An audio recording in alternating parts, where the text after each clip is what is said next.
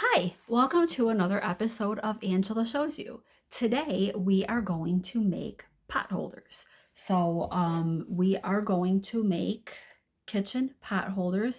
I'm making these because my mom is actually redoing her kitchen in all Pioneer Woman, and I happen to have some Pioneer Woman fabric already here. So I told her that I would make her some pot holders. So I am here to show you the process to make these useful and give, useful things for yourself, useful gifts to give to people, especially with Christmas time coming. You could do these up in Christmas fabrics or even Thanksgiving fabrics would be super duper cute if you're going to somebody's house and you want to take, just take a little gift to give to the host. Couple pot holders that the host could use for cooking the Thanksgiving dinner would be a fantastic and probably very welcome gift because everybody can use pot holders.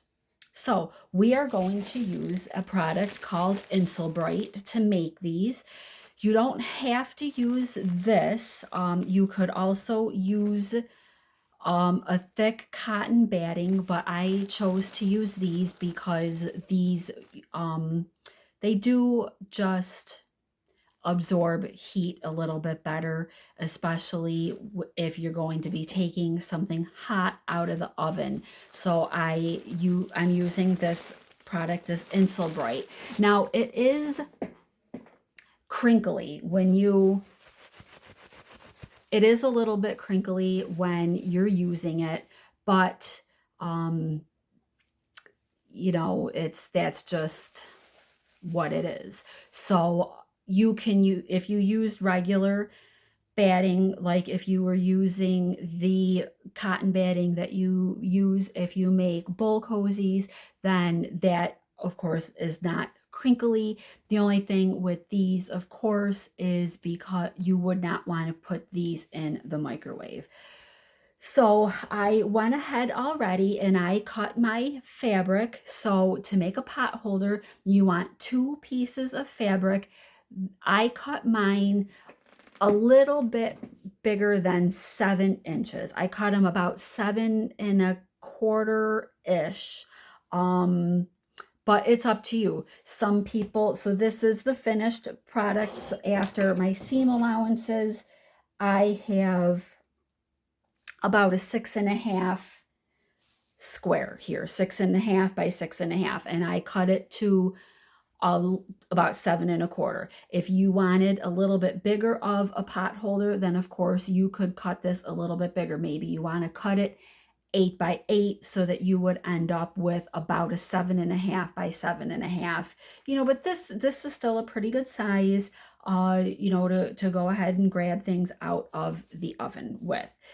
And then I also used 2 pieces of the insul-bright in them. So I've got my 2 pieces of fabric and then 2 pieces of the insul-bright. If you were going to use the cotton batting, if you were going to use this, I would definitely use 2 pieces of this because this is I think just a little bit thinner, not much, but just a little bit. So I would use 2 pieces of anything that you were using. And then of course I've got 100% cotton fabric for these. You could probably use like a fleece, but I would be very careful. I would try to stick with cotton. And then the only other thing that you're going to need that I would highly recommend using is cotton thread as well, because you don't want your threads to melt when you don't want them to, I want to say melt, but you don't want them to lose their integrity.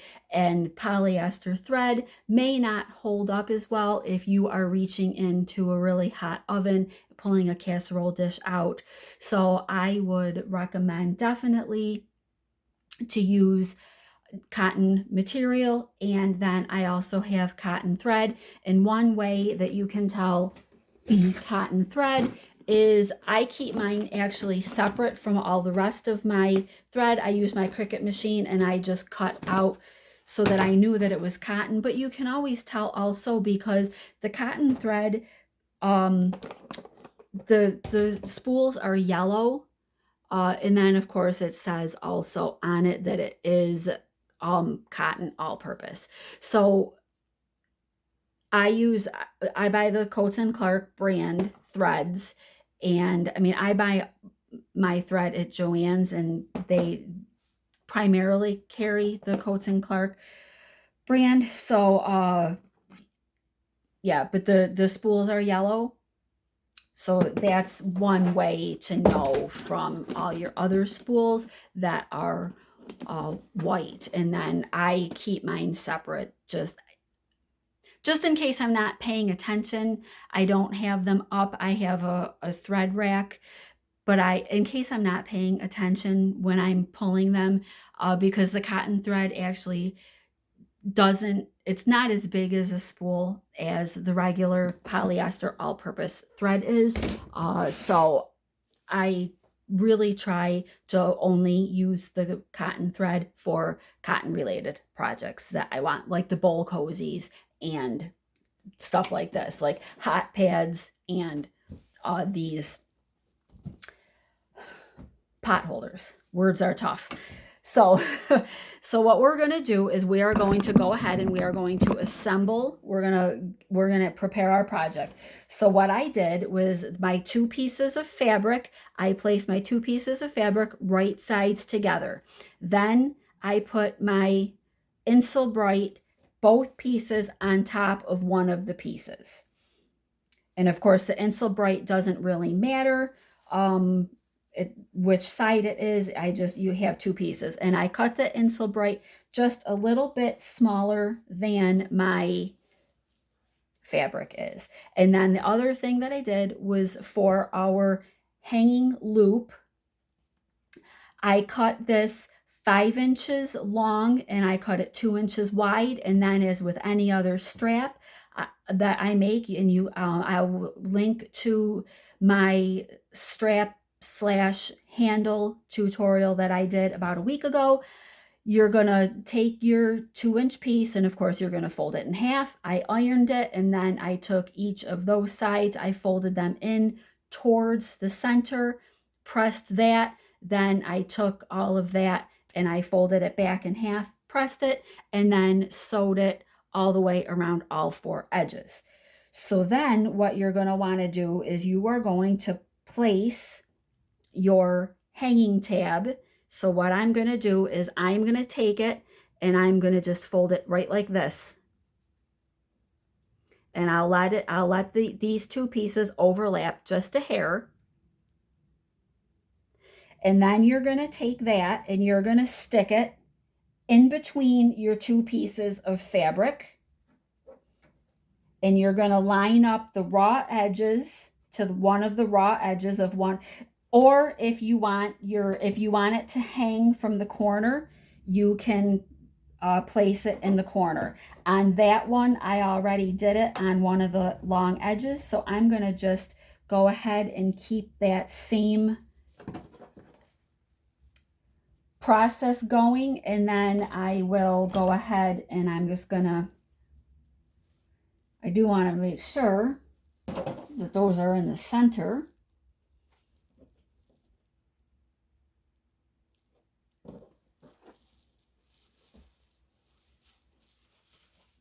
One way to know if they're in the center or not, you can fold it in half and then see I've got this centered.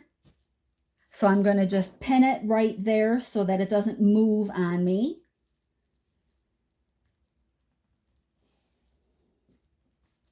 So we're pinning through kind of a lot. So then what we're going to do is we're going to just bring it to the machine and we are going to sew all the way around, of course, keeping in mind that you want to leave yourself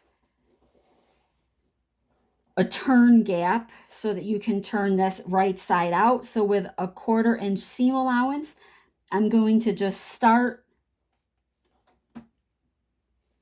a little bit more than halfway down one of the sides.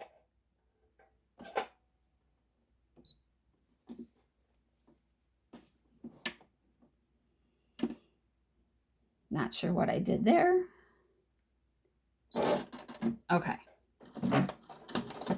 We're going to back tack so that we make sure that that first stitch is nice and secure in. We're going to, when we get to our corner, of course, we're going to lift up. We're going to turn our fabric, pivot that needle, come all the way. And now, because I kind of have a lot here, I do like to just hold everything, and I don't want to say pull it, but I'm pulling it. Just trying to keep everything from bunching up. And I'm making sure that I get the insul-bright in there, in my stitch.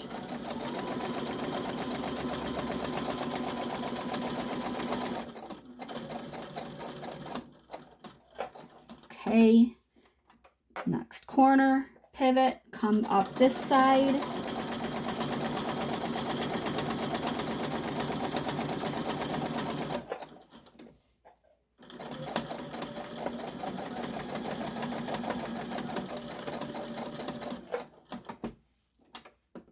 Pivot next.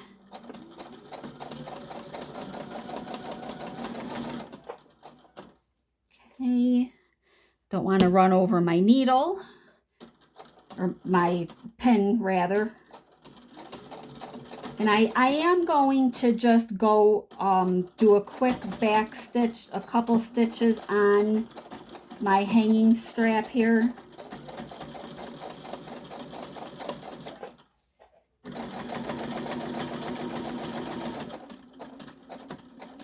Okay, now we're back to the side that we started on. So we don't want to go all the way down. We want to leave ourselves a little bit of space. So I want to leave probably about 3 inches.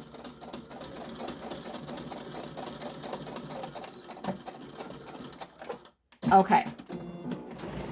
So now that we've gone all the way around on that, what we can do is we can clip off our corners. Just be careful that you don't get too close to your threads on the corners. Okay.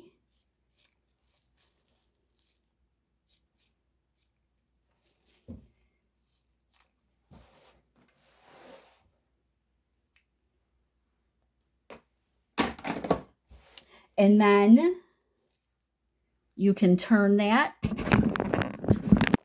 We'll turn it right side.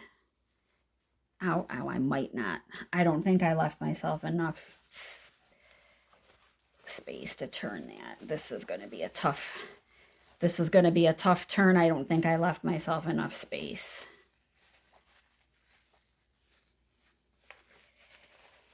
Sometimes I forget. Sometimes I forget when I have all these layers that I should probably leave a little bit more room, just because we've got 2 layers of fabric and we have the 2 layers of the insul-bright. So I didn't leave myself enough room here. So all I'm going to do is I'm going to take out a stitch or 2 here and just give myself a little bit more room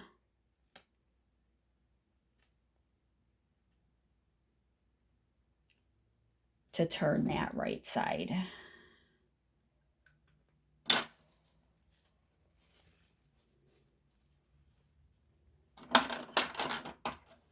It's almost like I didn't even do anything there. Okay.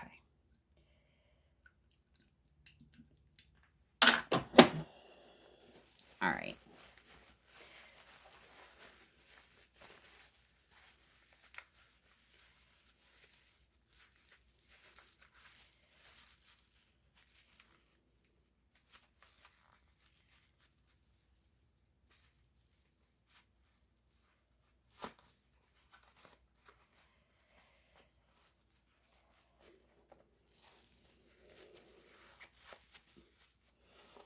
I promise in the middle it will be more than just a little ball of fabric.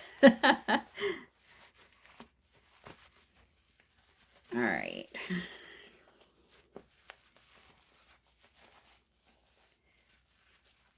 So we're just, of course, going to push out our corners. There's our hanging loop.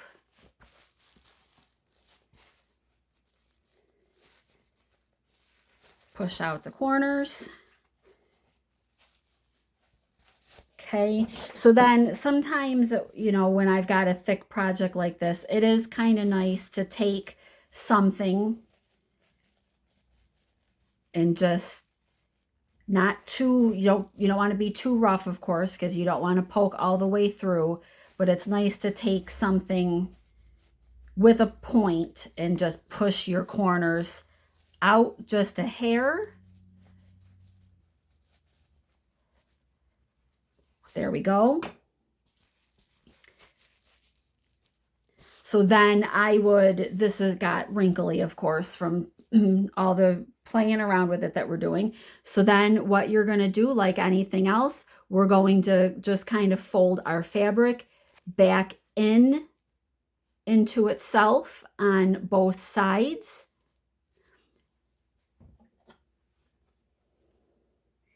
And then if you want to press it now, you could give that a little bit of a press, or you can do a top stitch and then go ahead and press that. So we will go ahead right now, come back to the machine. We're going to do our top stitch and finish this off. That will give us close up our edge.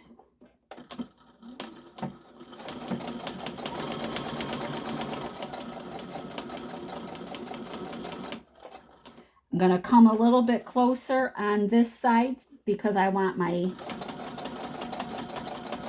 turn gap to be closed up. That insul-bright, you can really hear it clicking in there.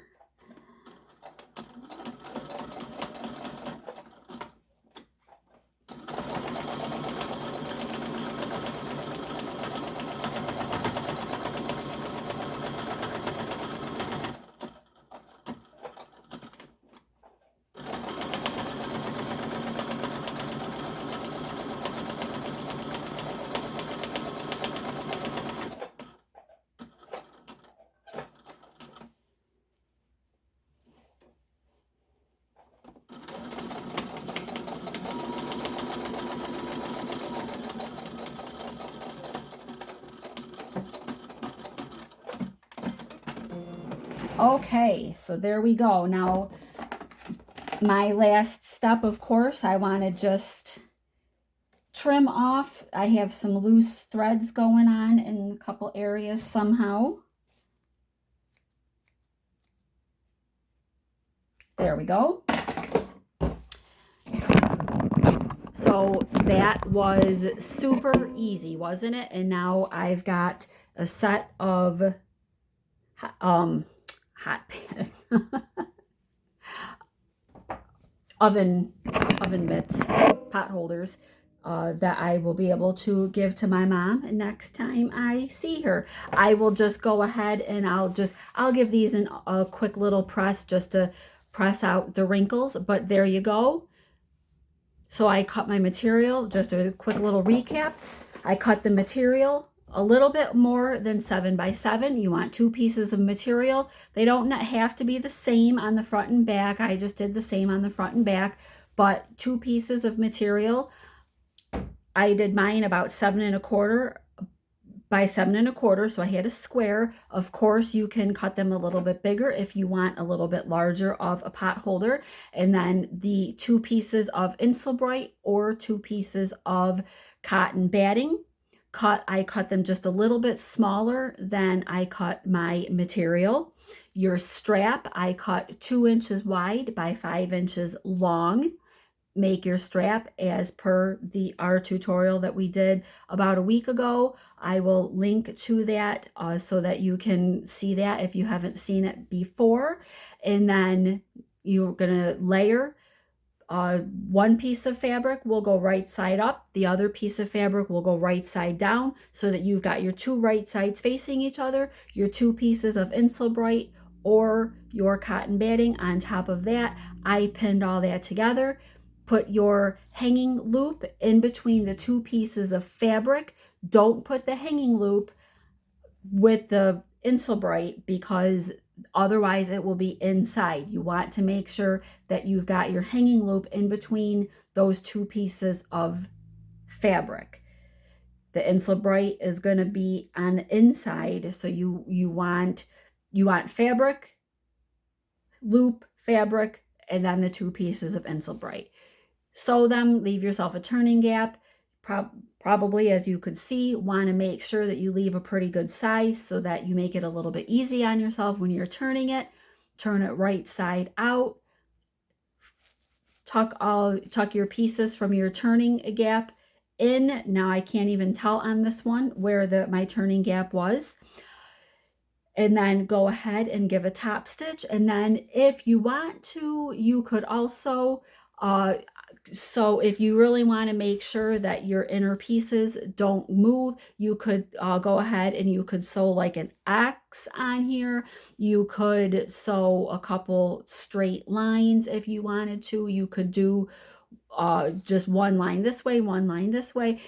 It's not really necessary. We caught the insul-bright on the edges, but if you wanted to just really make sure that nothing moves around any, especially if you're doing them for more of a daily use and you really want to make sure that nothing moves, especially if you think you're going to throw these in the washing machine, then yeah, go ahead and do another stitch somewhere. You could even just do just a small square like right in the middle. Anything is going to keep everything put in place. So there you go. I hope that you found this helpful. If you haven't yet subscribed to Angela Shows You, I hope that I will earn your subscription to the channel. And if you've watched any of my episodes previously, you will probably notice that the rack behind me is void of fabric. I'm actually going to be moving my craft room to a different area of my house. So all my fabric is now in a tote bin. I'm going to be making that move this weekend. So, but I will, next time I see you, my wall behind me will be blue. So thank you very much for watching, and I'll see you in the next one.